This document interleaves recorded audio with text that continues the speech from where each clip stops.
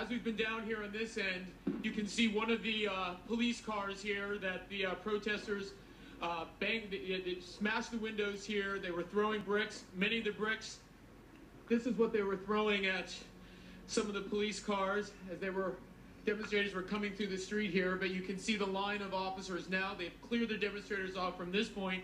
They're slowly moving in that direction. This is as far as we can go because of the tear gas situation. They're slowly moving up the street, slowly firing as they move and proceed, again, slowly clearing people out of this back area with the hope of finally getting the protesters who have caused so much of this damage in this particular area out of the area. Excuse me, it's difficult to talk out here with some of the tear gas that's been drifting.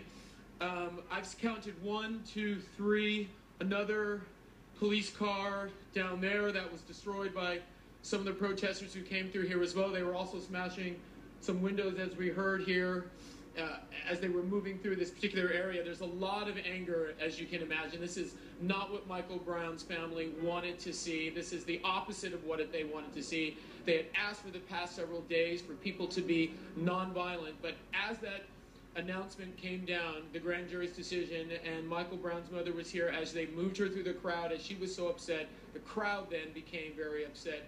They rushed the officers who were lined up in front of the Ferguson Police Department. There were those who were in the crowd, demonstrators actually, who wanted to police themselves, who were trying to tell some of the agitators in the crowd to stop throwing things, stop throwing the bricks, stop throwing the bottles.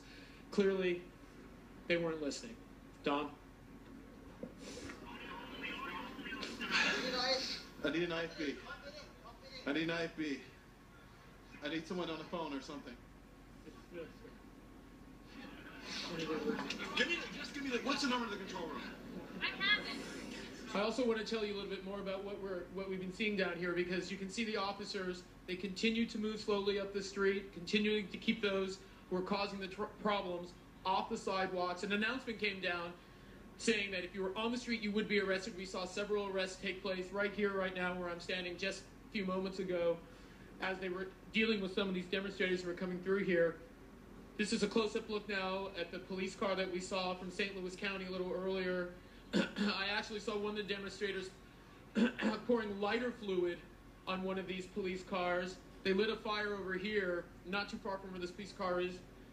They quickly were able to put that fire out, but as you can imagine, it's been tough to see something like this happen in this community. This is exactly what so many people here did not want to see happening in their community. They did not want to see the violence here, but again, so much anger from so many of the people here in the crowd, so much disappointment, even though a number of people who we spoke to over the past several days, several weeks, did not expect the grand jury to reach a decision favorable to Michael Brown's family. So, but it's still to hear it, and I think a lot of the people who were in the crowd just simply became overcome with a lot of anger.